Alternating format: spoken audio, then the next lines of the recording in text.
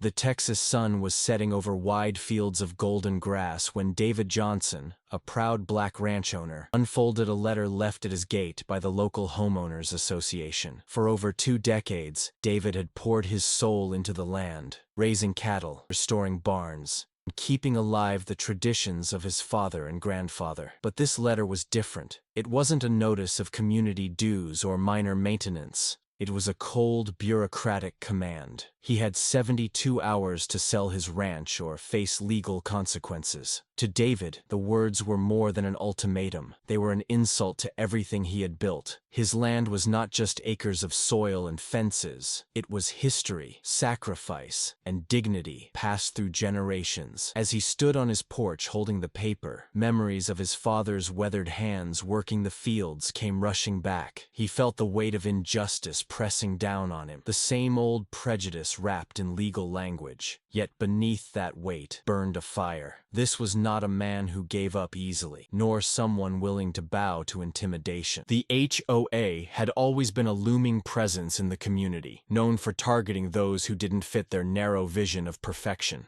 But this time, they had overstepped. David knew exactly why he was singled out. Neighbors whispered about how a black man owning so much land disrupted their image of control. While others were praised for expansion and success, David's achievements were met with suspicion and envy. This notice was not about rules. It was about power. He thought about how many before him had been stripped of land, cheated out of homes, and silenced through fear. For a moment, the bitterness of history cut deep. But David was not about to let his family's legacy become another story of quiet loss. He spent the next night sitting at his kitchen table, reviewing every legal document he owned. Contracts, deeds, records, all showing his ownership was ironclad. He didn't sleep. He didn't need to. The rancher's resolve grew with every hour, fueled by both pride and defiance. If they wanted to play games, he would remind them that he was not only a rancher, but also a man who understood the power of the law and the strength of dignity. By the 3rd day, David had a plan. Instead of folding under pressure, he walked straight into the HOA meeting with a confidence that silenced the room. He carried the notice in one hand, but his voice carried something stronger: authority. He told them plainly, "You gave me 72 hours to sell my land, but you forget, I own the very soil under your feet." For years, the HOA had used parts of his land for their amenities, a parking area, access roads, even community spaces they took for granted. David had allowed it without fuss, out of courtesy. But courtesy has limits. He announced that effective immediately, every inch of land they occupied would now carry a rent 3 times what they had ever paid before. Gasps echoed through the room. The same people who tried to strip him of his home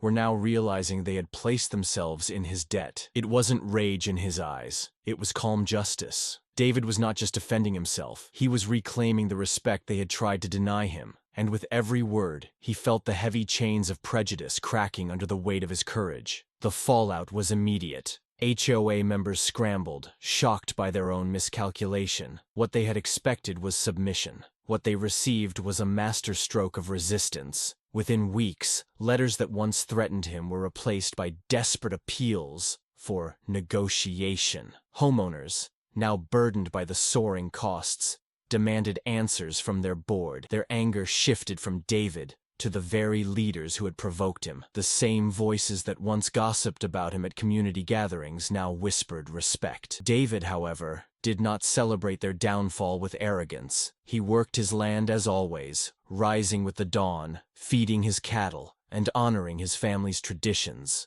But there was a quiet satisfaction in knowing that dignity had triumphed over discrimination. His actions became a quiet form of teaching, that standing firm, even against the weight of an entire system, could reshape the balance of power. He had not only defended his ranch, he had reminded everyone that justice does not come from loud threats, but from steady strength. And strength, when rooted in self-respect, could not be evicted or silenced. Years later, David's story was told not only on his ranch, but far beyond its borders. To some, it was a cautionary tale about greed and prejudice backfiring. To others, it was an inspiration, a reminder that black ownership and resilience are not just about property, but about identity, survival, and pride.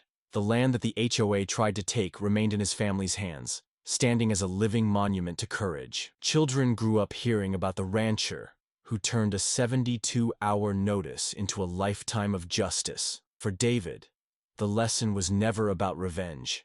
It was about honor.